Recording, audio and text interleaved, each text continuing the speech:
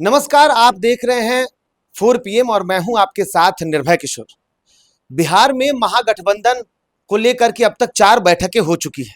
इस 4 बैठक में तेजस्वी यादव ने अब अपनी सभी सहयोगी दलों से लिस्ट मांगा है। वो लिस्ट जो उनकी पसंदीदा सीटें होंगी अपने सहयोगी दलों से, साथ ही साथ प्रत्याशियों के नाम की भी जिक्र किया है कि उनके भी नाम दिए जाए। अब ऐसे में पप्पू यादव की तरफ से एक प्रतिक्रिया आ गई है और वो कहीं ना कहीं इस पूरी कार्रवाई से या तेजस्वी यादव की लिस्ट मांगने से नाराज है और उन्होंने कहा है कि तेजस्वी यादव हेडमास्टर ना बने। इसी मुद्दे पर जानकारी के लिए हमारे साथ एजाज साहब, हम इनसे समझने की कोशिश करेंगे। सर, पप्पू यादव कह रहे हैं तेजस्वी यादव हेडमास्टर ना बने। पप्पू यादव जी इंडिया महागठबंधन में 3 में है कि 13 में है, और जिस तरह की भाषा वो इस्तेमाल करते हैं जी। इससे स्पष्ट हो जाता है कि उनका मंशा क्या है। जी। और वो हर दिन अपना बयान पलटते रहते हैं। कभी वो नीतीश की तारीफ करते हैं, कभी भाजपा की तारीफ करते हैं, कभी कुछ कहते हैं, कभी कुछ कहते हैं। जो आदमी स्वयं अपनी बातों में स्थिर नहीं हो, उसकी बातों को गंभीरता से क्यों इंडिया महागठबंधन लेगा। और जब कांग्रेस पार्टी में वहाँ पर बैठक में कांग्रेस के प्रभारी कृष्णा अल्लावरू जी थे, कांग्रेस के प्रदेश अध्यक्ष राजेश राम जी थे, कांग्रेस के सीएलपी के लीडर डॉक्टर शकील अहमद खान थे, कांग्रेस के वरिष्ठ नेता मदन मोहन झा थे, और उन लोगों के सामने क्या बात हुई क्या नहीं हुई, उन लोगों ने क्या बात कही नहीं कही, ये बातें सार्वजनिक नहीं हुई, लेकिन ये लेकर के उड़ गए हैं। इस तरह के उड़ने वाले लोग राजनीति में उड़ते रह जाएंगे, जनता उनको पूछने नहीं जा रही है। वो कभी कभी अपनी किस्मत के सहारे जीत का परवान तो चढ़ा लेते हैं, लेकिन उनकी अपनी भाषाई सोच, उनकी विचारों की सोच, उनका महागठबंधन के प्रति किस तरह का विचार है और किस तरह की भाषा इस्तेमाल करते हैं, इसी से समझा जा सकता है। तेजस्वी प्रसाद यादव जी इंडिया महागठबंधन के चेयरमैन हैं। चेयरमैन का मतलब होता है कि सभी मामलों में जो इंडिया गठबंधन के राजनीतिक, जो जनता के हित है, जो सामाजिक हित है, जो मुद्दे हैं, उन सारे मुद्दों पर चर्चा होगी, और चर्चा उनकी ही अध्यक्षता में होगी, और चर्चा में सभी दल के जो वरिष्ठ नेता हैं वो शामिल रहते हैं। इसलिए जो चर्चा के और जो बैठक के फॉलोअप में भी नहीं है, उसकी बातों ये को बता दीजिए नहीं दिया जा सकता। एजाज साहब, ये बताइए, अब तक 4 बैठकें हो चुकी हैं, कुछ बातें अब तक उस तरीके की खुल करके नहीं आ रही है, ना सीट शेयरिंग को लेकर के, ना चेहरे को लेकर के। ऐसी क्या परिस्थिति बनती जा रही है? देखिए, आपको नहीं लग रहा है, लेकिन बिहार की जनता, बिहार की आम आवाम, बिहार के नौजवान जिस तरह से तेजस्वी जी के प्रति अपना विश्वास और समर्थन व्यक्त कर रहे हैं, और जिस तरह से तेजस्वी जी के साथ खड़े हैं, वो स्पष्ट रूप से दिखता है, बताने की आवश्यकता नहीं है।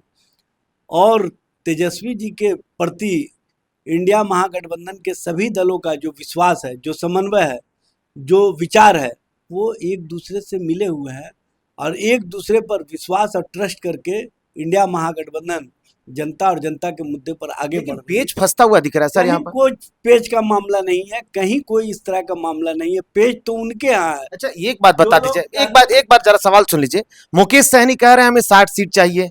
कांग्रेस अपनी मजबूत स्थिति दिखाने की आपके सामने पूरी कोशिश कर रही है, और अगर बात वामपंथी दलों की जाए तो वो भी चाहते हैं कि हमें सम्मानजनक सीट चाहिए। दूसरी तरफ एक और बातें हैं कि 2 और दलों का एंट्री होना है। ये सब कहीं ना कहीं पेच को फंसा नहीं रहा है? देखिए, कहीं कोई मामला नहीं है, और जो बातें पब्लिक डोमेन में नहीं है उसको आप चर्चा का विषय बनाते हैं।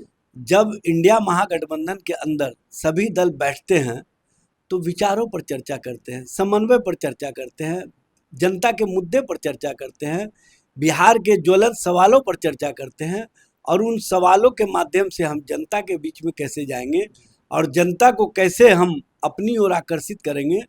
क्योंकि बिहार की जनता अब ऐसे लोगों से कहीं ना कहीं त्रस्त है, और ऐसे लोगों से छुटकारा चाहती है जो बिहार में सत्ता में 20 सालों से बने हुए हैं, लेकिन बिहार की जनता, बिहार के लोगों से कोई मतलब नहीं है।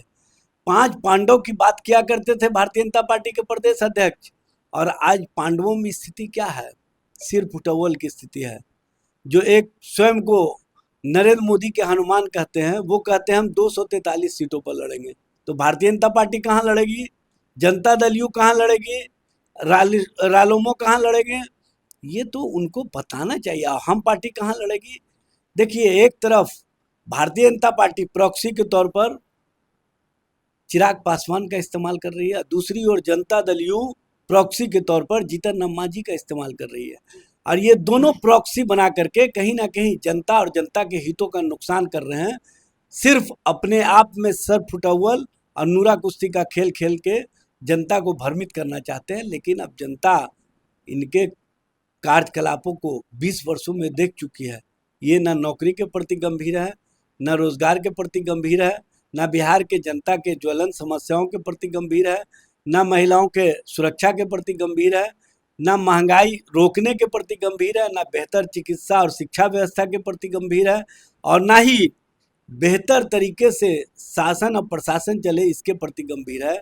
ऐसा लगता ही नहीं है कि बिहार में सरकार चल रही है और सरकार नाम की कोई चीज़ है। इसीलिए बिहार की जनता जल्द से जल्द ऐसी सरकार से छुटकारा चाहती है और बिहार की जनता बदलाव के कारक के तौर पर परिवर्तन की राजनीतिक धारा को मजबूती करने के लिए तेजस्वी जी के नेतृत्व के साथ खड़ी है। अब बिहार की जनता का और विश्वास जब तेजस्वी जी के साथ है तो इससे समझ लीजिए कि इंडिया महागठबंधन कितना मजबूत स्थिति में है। चलिए, इंडिया महागठबंधन की एक बात कर रहे हैं, दो और नाम है जो इस बार महागठबंधन में जुड़ने की कयास लगाए जा रहे हैं। एक आरएलजेपी और दूसरी तरफ झारखंड में आपके सहयोगी हैं या जिस तरीके की वहां की सरकार है जेएमएम। इन दोनों को लेकर के जो बातें चल रही है, क्या वो दोनों जल्द जुड़ सकते हैं? देखिए, ये सारे मुद्दे जी इंडिया महागठबंधन के समन्वय समिति के बैठकों में तय किए जाएंगे और अगली बैठक 5 जुलाई को है, उसी में सारी बातें आ जाएंगी। लेकिन एक बात समझ लीजिए, हम चाहते हैं कि बिहार में वैसी शक्तियाँ जो कहीं ना कहीं देश में नफरत फैलाने वाली शक्तियाँ हैं, जो भारत के संवैधानिक व्यवस्था को कमज़ोर करने वाली शक्तियाँ हैं, जो बाबा साहब भीमराव अंबेडकर के विचारों को कुचलने वाली शक्तियाँ हैं, वैसी शक्तियाँ पुनः बिहार की सत्ता में नहीं वापस आए।